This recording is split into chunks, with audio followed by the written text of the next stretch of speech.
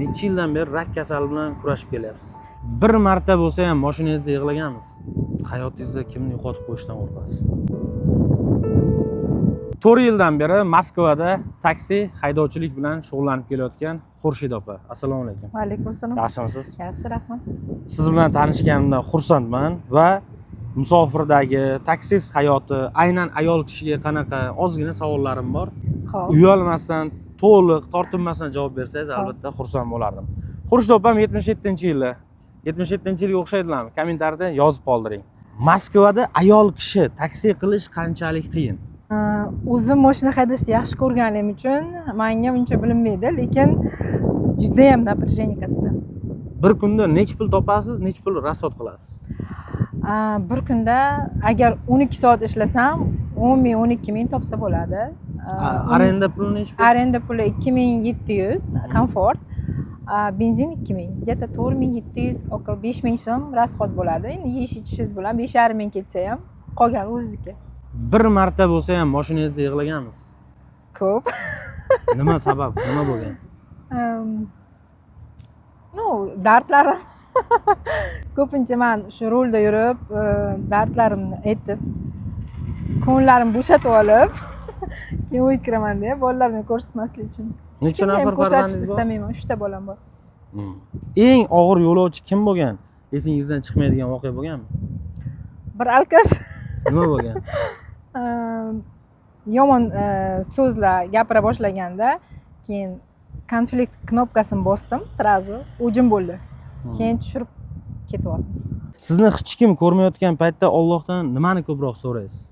Sog'likni, tinchlikni. Nimaiki, kim nimaga niyat qilgan bo'lsa, hamma niyatiga erishishini.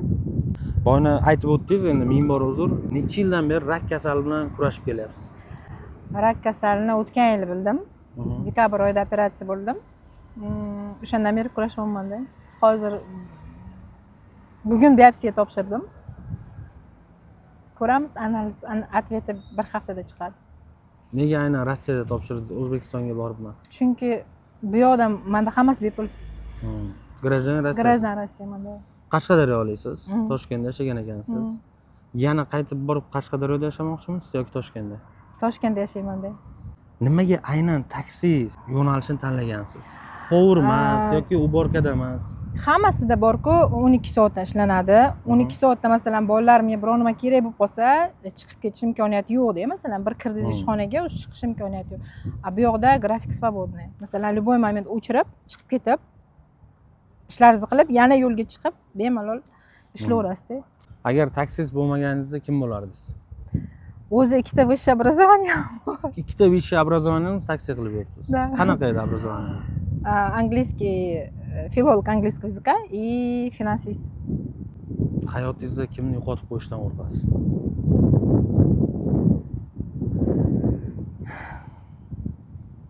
Kimni? O'zimni yo'qotib qo'ymay.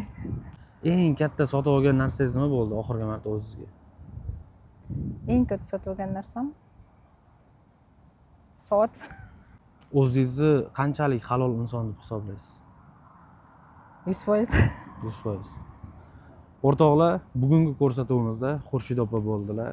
Savollarimiz sizni qiynab qo'ymadi degan umiddaman. Xudo xolasa siqilmang. Nasib bo'lsa bir haftadan keyin javobi yaxshi chiqsin. Albatta bu dunyodagi eng og'ir kasallik rak deb o'ylayman. Xudo xohlasa bir haftadan keyin yoki 10 kundan keyin yana siz bilan ko'rishganimizda Komiljon, menda hammasi yaxshi, zo'r deb Inshaalloh. bitta haq berib yuboring. Обязательно, inshaalloh.